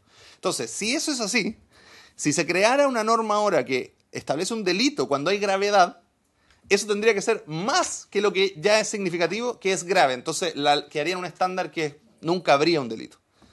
Por eso es que creo yo que es importante hacer esta bajada de cuando hay gravedad, que además va a servir también para poner a lo significativo en su lugar adecuado, porque si esto es grave, entonces lo significativo tiene que ser necesariamente menos. Sobre los peritajes y lo que preguntaba la senadora Órdenes sobre las posibilidades que tienen, más posibilidades los contaminantes que los contaminados en estos casos, es imposible de abordar en realidad. Habría que limitar la capacidad de prueba en un proceso penal y eso no estaría de acuerdo a las garantías de los procesos penales, por lo tanto no se puede hacer. De todas maneras, una ley como esta va a propender a que haya mucha mejor prueba, por lo que hablábamos antes, porque van a estar las policías de por medio. Hoy en día, cuando los vecinos quieren probar que hay daño ambiental, tienen que ir a buscar consultores que les cobran muy caro, no les pueden pagar, o algún profesor universitario que lo haga gratis, pero no tienen que pagar el laboratorio. Entonces finalmente hay muy poca prueba, y acá por lo menos va a estar el Estado generando pruebas efectivamente. Entonces es súper importante en ese sentido también. El senador Proens hizo una pregunta muy interesante que tiene que ver con los casos sistemáticos de vulneración pequeña pero sistemática de una norma. Donde efectivamente yo también me cuestioné si ponerlo dentro de las posibilidades de daño grave. Finalmente, en mi redacción inicial no lo puse, porque consideré que esos daños sistemáticos podían ser digamos, repetitivos, podían ser de 3 categorías. Una es que fueran repetitivos dentro del sistema, o sea, que hubiera una resolución de calificación ambiental que se incumpliera. En ese caso, hay una sanción administrativa ya contemplada. Otra era que fuera un daño, o sea, que fuera un daño pequeño, pero reiterativo, que esté fuera del sistema. Y en ese caso, creí yo, por supuesto es algo discutible, pero creí yo que los delitos, como están planteados, los sancionarían en el minuto en que llegue a ser grave. O sea, esa acumulación de pequeñas cosas llegue a ser grave.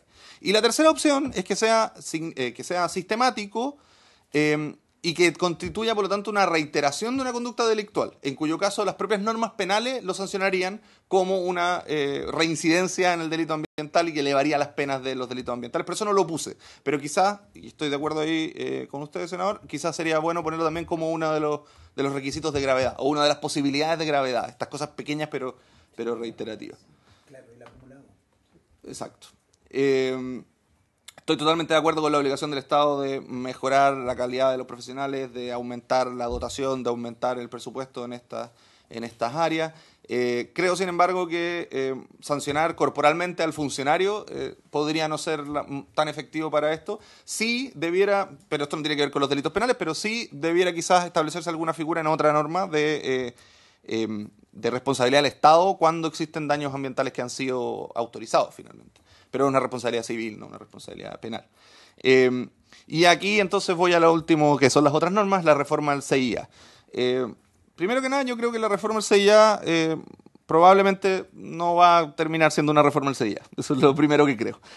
No veo que exista efectivamente la voluntad en general del sistema político para que termine habiendo una reforma. Sobre todo porque la reforma que se presentó, lo hablamos hace algunos meses atrás, es una reforma que no cumple con los estándares que uno esperaría de una reforma del sistema de evaluación de impacto ambiental, ni desde el punto de vista de la ciudadanía, ni desde el punto de vista académico, ni desde el punto de vista de los que proponen proyectos, y por lo tanto es difícil que finalmente se apruebe. Ahora, buscamos de todas maneras cómo podía esa reforma dialogar con los delitos ambientales. No encontramos que hubieran efectivamente modificaciones sustantivas que dialogaran, por eso no la incorporamos en la presentación.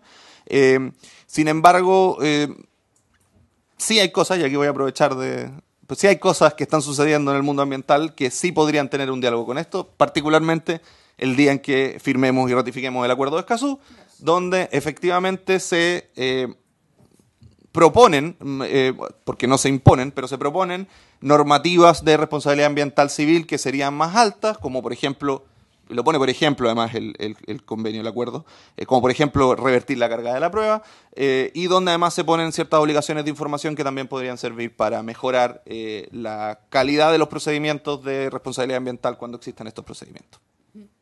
Una cosa, perdón, que a raíz de lo que está diciendo, pero que me interesa, que es que no le pregunté anteriormente, pero que es bien importante.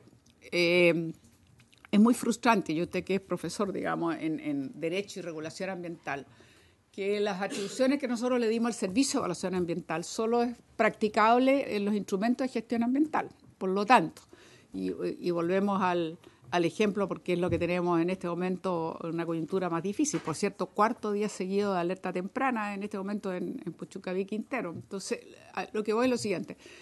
Existen dos cosas que me interesan, digamos, dilucidar con ustedes. Una, por un lado, el que el Servicio de Evaluación Ambiental no puede entrar a fiscalizar a todas aquellas industrias que se han instalado con anterioridad a la ley de base y, por lo tanto, a la resolución de calificación ambiental. Entonces, ¿cuáles son los caminos? Uno que yo veía es delito ambiental, como un camino, pero es un camino, de alguna manera, un instrumento que ayuda, pero nosotros debiésemos reformar. Y aquí viene la pregunta, usted como profesor de Derecho, que van a decir, pero no existen los efectos retroactivos, pero no es posible que nosotros tengamos industrias muy antiguas, de 50, 60 años incluso en algunos casos, que contaminan y que podamos decir no las fiscalizamos porque en realidad no fueron sometidas en su momento a resolución de calificación, porque estamos hablando de salud humana. Si estuviésemos hablando de otro bien, yo entiendo que no se hace retroactivo, etcétera, etcétera. Entonces uno está hablando de salud humana, no solo es ambiental, es salud humana. Entonces yo creo que ahí hay un espacio que debiéramos legislar. Entonces me interesa mucho eso. Y lo otro, que usted me parece que lo mencionó la pasada, pero también está relacionado, que hemos permitido instalación de un polo industrial como este. Entonces, claro, usted tiene 17, 20 o nos hablan de más industria, es bastante difícil también llegar a determinar el causante porque se potencia y se producen sinergias. No es solo el SO2, no es solo el material particulado, sino que no es solo el derrame eventual de petróleo, sino que usted va sumando una cantidad de elementos que después terminan haciendo bastante complejo. Y hoy día, esa es la verdad, hoy día es bastante tremendo, pero en realidad todavía no hay un diagnóstico claro.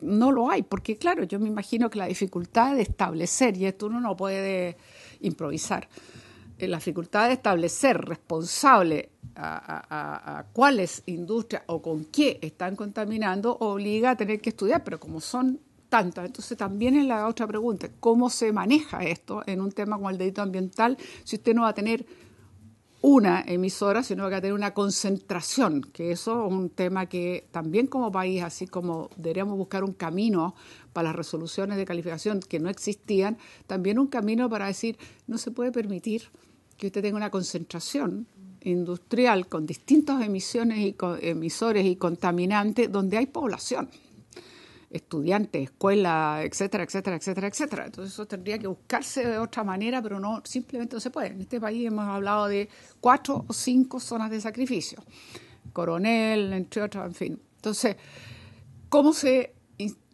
hace esto desde el punto de vista del derecho ambiental?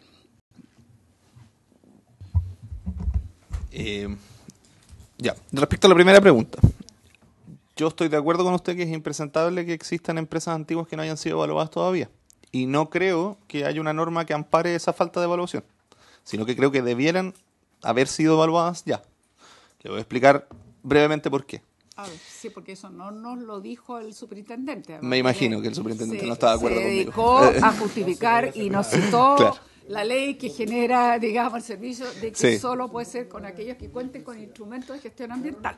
Es una disputa que en algún minuto vamos a eso es muy interesante. Más frontalmente. Pero el tema es el siguiente.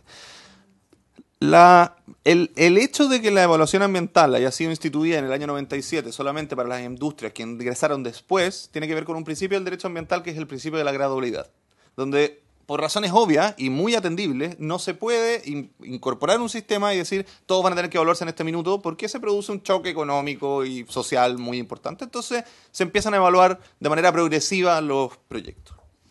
No se estableció que hubiera una excepción de evaluación a las empresas antiguas. En ninguna parte se estableció aquello. Hay después unas interpretaciones que así lo han dicho, pero no hay un establecimiento legal que lo diga. Los permisos ambientales son permisos de tracto sucesivo, por lo tanto se van renovando en el tiempo a medida que se van produciendo los efectos en el tiempo. Luego uno podría entender que esos efectos, por lo menos los que se producen después de que existe un sistema de evaluación de impacto ambiental, debieran en algún minuto haber sido evaluados. Tercer punto. Es prácticamente imposible, no puedo decir que en todos los casos sea imposible, pero es prácticamente imposible que esos proyectos, esas industrias que están funcionando desde antes del año 97, lo hagan al día de hoy con las mismas máquinas, tecnologías, procesos, proyectos, productos, etcétera, que en el año 97. Muy difícilmente. Si hay alguna en ese caso, será una excepción, pero las otras, si hicieron esas modificaciones en el tiempo, entonces debieron haber evaluado todo el proyecto en el minuto en que hicieron esas modificaciones. Peor aún, hay algunas industrias que hicieron modificaciones sustantivas, que las sometieron a la evaluación ambiental y que sometieron solamente lo nuevo y no sometieron lo antiguo. Esa interpretación administrativa que permitió eso, a mi juicio también es errada. Debió haberse evaluado todos los proyectos. Eso desde un punto de vista de la evaluación propiamente tal. Desde un punto de vista de la fiscalización, lo dijo la superintendencia, lo dijo la Corte Suprema ya en un fallo precisamente a propósito de ENAP en Quintero y Puchuncaví, en Quintero. Debe la superintendencia fiscalizar aquellas partes de los proyectos que están conectadas con aquellas partes de los proyectos que no fueron evaluadas, pero que están conectadas con proyectos que sí fueron evaluados. Eso está el fallo de la Corte Suprema, se le ordenó a la superintendencia hacer eso. Yo entiendo que la superintendencia no ha emitido un instructivo o no ha sabido cómo abordar el tema porque no lo ha hecho nomás. Pero está ese fallo, tampoco es que un fallo vaya a constituir derecho, pero por sí solo, pero está ese fallo y por lo tanto está por lo menos el antecedente de que debiera ser así. Eso respecto a la empresa antigua. Respecto de los efectos sinérgicos y acumulativos. No, nosotros, FIMA, junto con otras 8 organizaciones ambientales nacionales, CODEF, Greenpeace, Chile Sustentable, Terram, Ecosistema, el Instituto de Ecología Política, Oceana, y se me está quedando alguna más en el tintero, pero bueno, presentamos recursos de protección dentro de los 10 recursos de protección que hay presentados por el tema. Pero precisamente nuestra solicitud es contra el Servicio de Evaluación Ambiental, una de las solicitudes es contra el Servicio de Evaluación Ambiental, diciendo el servicio tiene la herramienta jurídica hoy en día para evaluar los efectos sinérgicos y acumulativos de las industrias que están funcionando actualmente en la zona o en cualquier otra zona con las mismas características. El artículo 25 quinque es de la ley 19.300, donde dice que cuando se modifican los parámetros sobre los que fue evaluado un proyecto, el proyecto puede ser reevaluado para incorporar esos parámetros. ¿Qué es lo que sucede en este caso? Porque hay muchos proyectos que son previos al año 2010, que es cuando se modificó la ley 19.300 y se creó este artículo, previo al año 2010, que en el tiempo vieron modificados sus parámetros, porque sus parámetros eran, yo soy la empresa número 5 aquí, pero ahora hay una número 6, una número 7, una número 8, y no las tomaron en consideración, y hoy debieran tomarlas en consideración, y por lo tanto debieran reevaluarse todos esos proyectos, reevaluarse en consideración los unos con los otros. Eso, la herramienta jurídica para hacerlo existe. Creo que eso es todo. Bien, yo le agradezco, pero esto último ha sido extremadamente importante, porque la verdad es que yo tengo que reconocer que yo me quedé con la versión de que nos entregó la superintendencia, y de alguna manera y lo planteamos aquí, y lo hemos planteado cuando han concurrido, digamos, y vino el ministro de Salud, y en fin, otras autoridades y también organizaciones, y yo me he encargado de decir de que una de las falencias que nosotros tenemos es que no tenemos cómo calificar o volver a calificar o simplemente calificar a aquellas que no tuvieron en su momento calificación. Y la verdad es que no sentíamos que teníamos los instrumentos legales, por eso hice la pregunta cómo pudiésemos buscar. Yo creo que este tema hay que profundizarlo. Voy a pedir que mandemos algunos oficios o busquemos la forma de interiorizarnos más, pero es súper interesante. Creo que algún alumno va a dar en la querella que ustedes mismos presentaron, esta última querella, no sé si la número 10, pero no importa. Creo que por ahí nos puede ir, quizás nos puede ayudar a ver cómo efectivamente somos más eficientes a la hora de. Y lo digo porque creo que tenemos que buscar la forma en que efectivamente podamos hacer una política bien seria cuando ya hemos sido responsables, esto es como Estado, de generar un polo como con estas características. Entonces tenemos que buscar ahora de ver cómo se puede hacer. Y si hacerlo implica, porque aquí también está otra discusión, pues algunos dicen sacar todo, otros dicen parar en parte, otros dicen reducir las actividades, pero al final hoy día es una situación bastante poco clara, digamos. Porque no sabemos, como no hay un diagnóstico tan claro, tampoco sabemos si reducir 10%, 20% está ayudando o no está ayudando, tampoco sabemos efectivamente si corresponde. Lo que sí me han dicho alguna gente y con toda razón, ¿por qué vamos a nosotros salir? Digamos, porque otros dicen no hay que sacar a las poblaciones, ¿por qué tenemos que salir nosotros? Si yo nací acá o, en fin, vivo acá, etcétera, etcétera. Entonces es un tema, es un tremendo tema, es un tema como país más bien, como experiencia. Entonces, todo lo que usted pudiera ayudarnos en el sentido de indicarnos, no sé si una literatura más especializada u otro estudio de ustedes o incluso la propia querella, que imagino que es pública, como todas las cosas, sería interesante conocerla para poder dilucidar instrumentos que yo le encargaría a la Secretaría que nos ayude a encontrar entonces si existen efectivamente los instrumentos y entonces no estar con el discurso que yo misma he pregonado diciendo carecemos de instrumentos para mirar hacia atrás. Entonces estoy absolutamente disponible para rectificar mi error y mi discurso y poder decir tenemos instrumentos que nos permitan y ahora lo que tenemos que hacer es exigir entonces que los cumplan. Servicio de Evaluación Ambiental, Superintendencia de Medio Ambiente y quien quiera que le corresponda. Así que me parece tremendamente importante. Así que muchísimas gracias una vez más. Senador Sandoval. Sí, Presidenta, en la línea que señalaba usted, al final uno recuerda, claro, la exposición del superintendente, él se excusaba de que de aquí para adelante él puede hacer todo lo que podía y para atrás nada. Además uno se plantea en la perspectiva, estamos hablando de organismos del Estado, estamos hablando de empresas del Estado que tienen, todos tenemos la misma responsabilidad ante la ley, pero que el propio Estado, ¿no es cierto?, eluda su responsabilidad en el sentido de que aun cuando no esto estaba antes de que la ley dictara y por lo tanto Codelco y otras tantas empresas más que son del Estado no tienen esa misma responsabilidad, es un punto al que usted señala con mucha claridad de que bueno, de ahí para adelante han acontecido muchas cosas. y que lo más probable es que hoy día empresas no son lo que tecnológicamente fueron cuando se instalaron. Y uno, en ese sentido, recuerda, por ejemplo, también las opiniones a otras normas legales que se han planteado con este tema, por ejemplo, la ley de glaciares, ¿ya? Ahí evidentemente que hay un vacío. Yo creo que hay un buen espacio como para tratar de construir un buen proyecto, una buena ley, que en definitiva se haga cargo de esto. Y uno piensa al final, necesita el Estado una norma para que el propio Estado cumpla con la ley que el propio Estado ha construido, es como una cosa de perogrullo. Muy bien, reiterándole entonces nuestro agradecimiento y solicitándole a través de la Secretaría, si estamos de acuerdo en la comisión, entonces pedirle a nuestra Secretaría que nos ayude recogiendo los antecedentes y configurando, le pueden pedir ayuda a la biblioteca también para que cuáles serían los instrumentos con los cuales podemos en realidad exigir más bien de que se sometan a evaluaciones y no se diga que simplemente no, en su momento no la tuvieron y por lo tanto no son exigibles hoy día. Muchas gracias una vez más, profesor Costa, muchas gracias por esta exposición y por haberse cumplido el objeto de esta sesión. Se levanta. Perdón, olvidé, encantado. Puedes poner, me ha pedido autorización, con mucho gusto. Gracias, presidenta, por su intermedio. Diputado José Miguel Castro, también parte de la Comisión de Medio Ambiente de la Cámara de Diputados. Vengo acá porque en pocos días más debería darse cuenta de un proyecto que fue aprobado en la sala de nosotros con respecto a la contaminación lumínica. Es un proyecto que a nosotros, por lo menos en la zona del norte, le parece muy, muy importante. En cualquier zona donde exista astroturismo también, que yo creo que es bastante sustentable como visión de país. Así que les quería pedir, por favor, si pudiesen tomar el acuerdo con respecto a que cuando llegue acá a la comisión ese proyecto, poder exponérselo junto al expositor que también tuvimos en la Comisión de Medio Ambiente. El senador Provence lo conoce bastante bien el proyecto y yo creo que es muy, muy transversal. De hecho, fue aprobado por unanimidad.